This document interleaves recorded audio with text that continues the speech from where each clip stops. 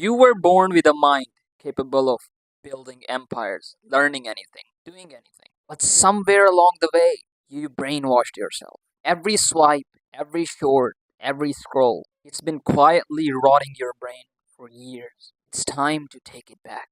And this is not one of those self improvement videos you've seen 100 times. In this video, I'll show you exactly how brain rot, your real enemy, is holding you back, and the 3 steps I used to cure it.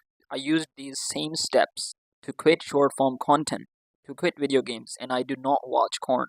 I've started eating more healthy. That have helped me feel good, destroy procrastination, and focus on my goals. So without wasting time, let's begin. So here's how your enemy brain rot actually harms you more than you think.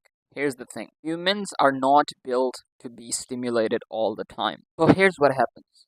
When you are stimulated all the time, you do not have the energy to filter and reflect on the thoughts that come up into your mind. And you might be wondering, why is that a bad thing? Let's say that the thought comes up that you are a loser. Then you do not have the energy to filter that thought or to reframe that thought. You actually start to believe that you are actually a loser. You keep scrolling. You don't give thought the time to land and reflect and think. You just scroll and you believe everything that your mind throws at you. And successful people know you should not believe everything you think. With brain rot, a negative thought comes up, you do not have the energy to change it. It gets into the cycle of negativity spiral where negative thoughts lead you to more negative thoughts. Then you start to believe more and more negative thoughts, and it's a cycle of depression. And that's when people fall into depression and anxiety. They lose self-worth, they lose self-esteem. They make those bad habits as a part of their identity. For example, if they scroll or watch corn every day, then they say, I'm someone who's lazy. They form the identity around that. And when an identity is formed, then your behavior acts in alignment with your identity. But the question is, how do you actually break free from this garbage? Now I'm going to mention the exact 3 steps to actually cure this. By the way, if you want my one-on-one help, click the link in the description. So step 1, imagine you sit down for, let's say, 15 minutes without your phone, without distraction, without somebody like screaming in your ear or speaking to you.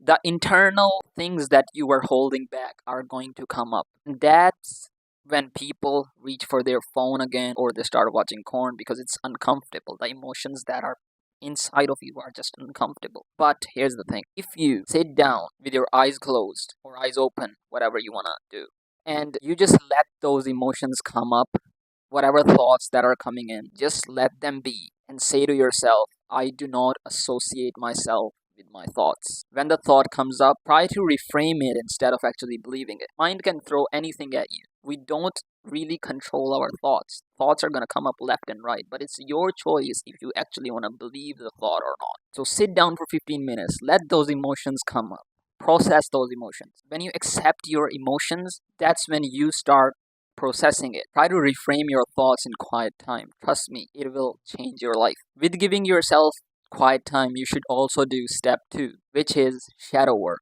Now, this is something that is rarely talked about. I don't see anyone talk about this.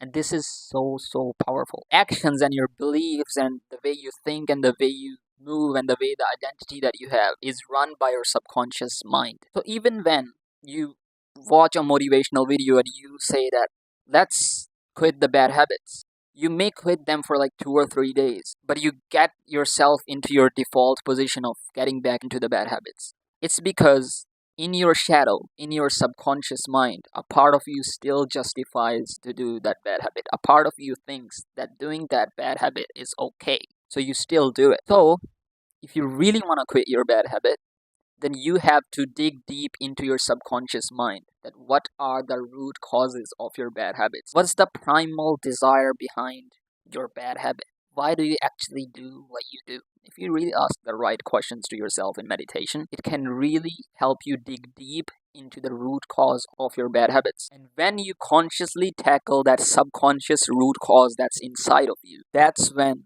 breakthrough happens. With shadow work, the step 3 is also very important. And I'm going to explain this with this scenario. Imagine there are 2 types of people. Both struggled with brain rot. Person A identifies himself as someone who is a brain rot consumer. And let's say he tries to quit for like 3 or 4 days. Thing is, he's gonna get back into the bad habit because he still identifies as someone who is a brain rot consumer. And studies show that your behavior acts in alignment with your identity. So if you think you are a brain rot consumer, if you identify yourself with that, then chances are you will get back into the bad habit. But let's talk about person B. Person B also struggled with brain rot, but he does not see himself as a brain rot consumer. So, as we know that our behavior acts in alignment with our identity, when you identify yourself as someone who is not a brain rot consumer, you're more likely to act on that behavior. And this is really powerful. By the way, if you want me to help you one-on-one to implement all of this into your specific situation, then click the link in the description. There are only 10 spots open for now. Link in the description, and have a good day. Peace.